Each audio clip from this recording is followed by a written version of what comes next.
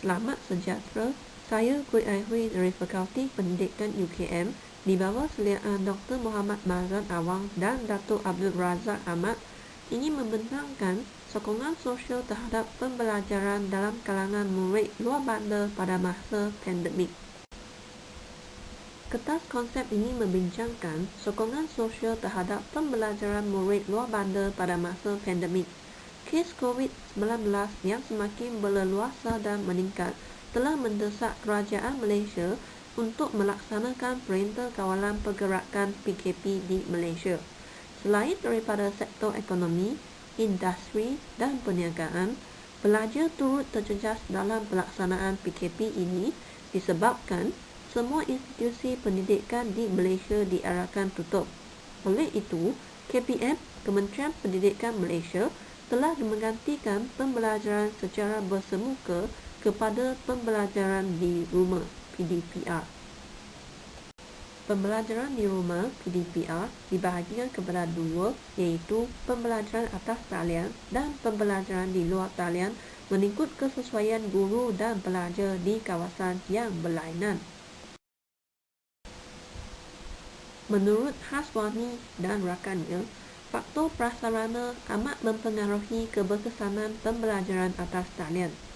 Manakala menurut Briliano Dua dan rakannya, faktor sosioekonomi murid merupakan salah satu faktor yang akan menjejas pembelajaran secara dalam talian dalam kalangan murid. Menurut Muhammad Farus rakannya, latar belakang keluarga murid yang berpendapatan tinggi lebih bersedia dengan PDP dalam talian berbanding dengan murid yang berasal daripada keluarga berpendapatan rendah.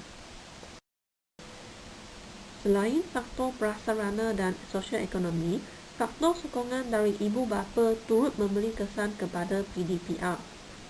Menurut Siti Nurbaizura dan rakannya, ibu bapa atau penjaga yang tidak memberi sokongan pembelajaran kepada anak-anak semasa tempoh pandemik ini telah menyebabkan murid tercicir dalam pembelajaran. Dalam tempoh pandemik ini, para pelajar juga mengalami pelbagai tekanan dan cabaran.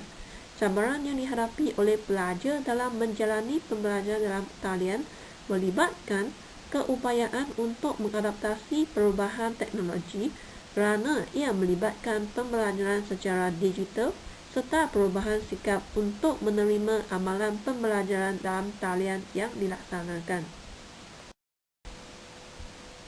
Menurut Brian dan rakannya, untuk menjalani pembelajaran dalam talian, pelajar memerlukan data internet yang mencukupi, menyebabkan mereka memerlukan wang untuk membeli data internet bagi tujuan mengakses kelas dalam talian, membuat tugasan dan kerja rumah.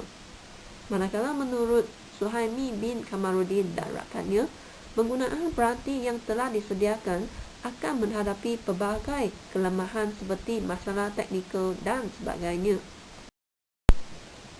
Selain itu, menurut Muniro dan rakannya, pelaksanaan PDPR telah membawa kerisauan kepada guru kerana membimbang bahawa objektif sesi PDP tidak dapat dicapai dengan sempurna sekiranya tidak dapat penyertaan dan kesetiaan daripada pelajar. Manakala menurut Muhammad Arif dan rakannya, tekanan akademik biasanya dialami oleh pelajar institusi tinggi kerana mereka berasa bimbang dan mempengaruhi kesejahteraan dalam pengajiannya. Hasil daripada kertas konsep ini ialah persekitaran pembelajaran yang selesa akan meningkatkan penyertaan dan kemahiran insaniah pelajar. Akan tetapi, menurut Muhammad Faiz Fauzi dan rakannya, liputan internet lebih memainkan peranan utama daripada ruang bilik yang selesa dalam pembelajaran atas talian. Selain daripada kemudahan yang diperlukan semasa PDPR, sokongan sosial juga amat diperlukan oleh pelajar. Menurut Abdul Rashid Abdul Aziz dan rakannya, sokongan sosial yang paling mudah diperoleh semasa penularan wabak COVID-19 ini adalah dari keluarga terdekat dan rakan-rakan. Menurut Nurul Adilah Hasbullah dan rakannya, ahli keluarga memainkan peranan penting dengan sentiasa memberikan nasihat kepada pelajar supaya sentiasa fokus dalam pembelajarannya serta menyusun strategi pembelajaran dengan terancang.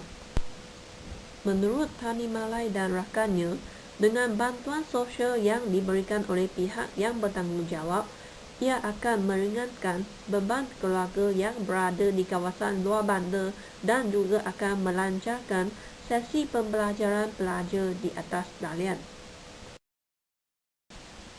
Beberapa cadangan telah dikemukakan dalam kertas konsep ini.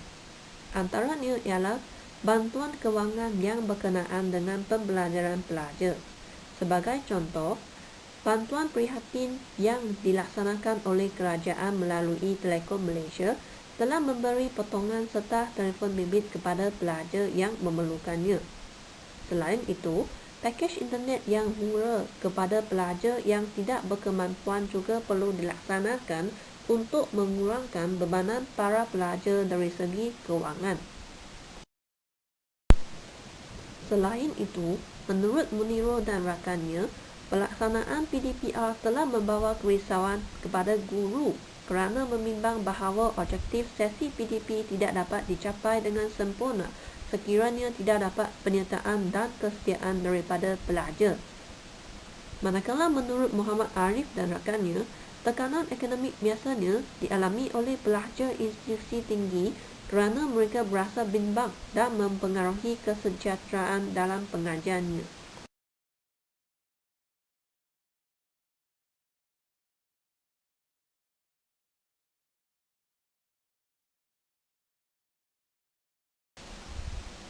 Sebagai kesimpulan, pandemik COVID-19 telah banyak memberi cabaran kepada setiap individu di seluruh dunia.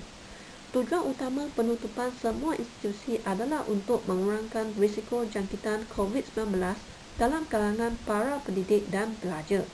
Oleh itu, pembelajaran di atas talian harus dimanfaatkan sepenuhnya dengan bantuan sokongan sosial untuk memastikan para pelajar tidak tercicir dalam pembelajaran sepanjang pandemik COVID-19 ini. Sekian, terima kasih.